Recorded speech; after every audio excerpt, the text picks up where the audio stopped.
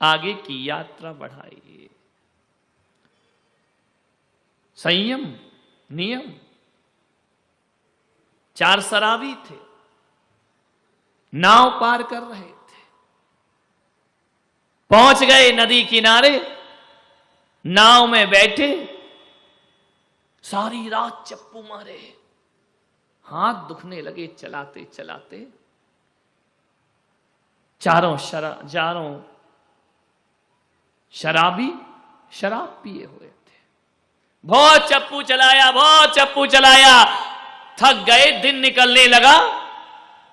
एक शराबी ने दूसरे शराबी से कहा, जरा उतर के तो देख, अपन पहुंच कहां गए। उसने कहा, देखता हूं।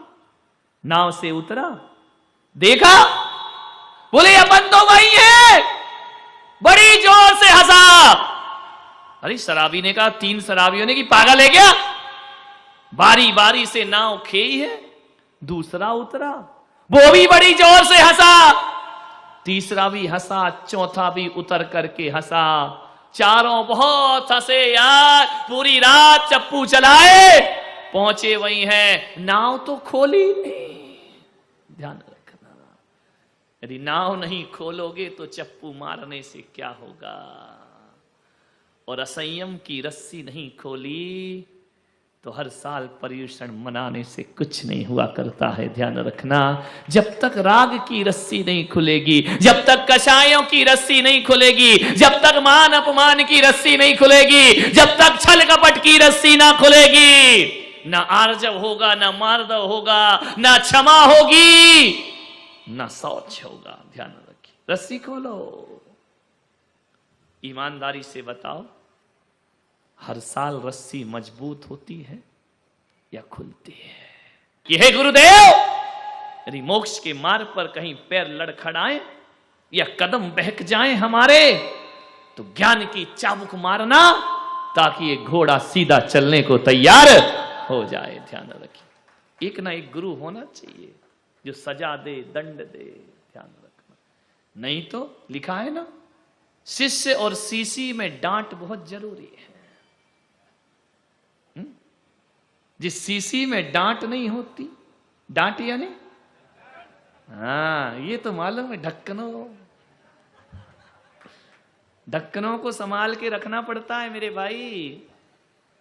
नवरत्न जी, बाजार में पेन तो मिल जाते हैं, ढक्कन नहीं मिलते, इसलिए मैं पेन से ज्यादा ढक्कनों को संभाल के रखता हूं।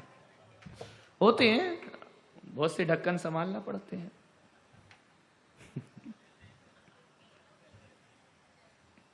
ढक्कन कीमती होता है भाई। अब इसका ढक्कन घूम जाए तो कहां रखूंगा मैं इसको, इस पेन की दशा बिगड़ जाएगी। इसलिए आपसे कहता हूं, पेन तो कीमती होता है, उससे ज्यादा कीमती ढक्कन होते हैं। परिवार में भी होते हैं, समाज में भी होते हैं, देश में भी होते हैं।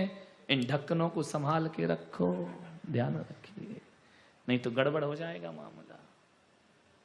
विचार करना। सीसी में भी डांट होना चाहिए और शिष्य में भी डांट होना चाहिए। जिस सीसी में डांट नहीं होती, जिस सीसी में डांट नहीं होती, ढक्कन नहीं होता, वो सीसी समुद्र में गिर जाए तो क्या होता है, डूब जाती है। और जिस शिष्य में डांट नहीं होती गुरु की, वो भी संसार और विषय भोगों में डूब जाया करता। संयम धर्म है। कुछ बंधन स्वीकार करना पड़ता।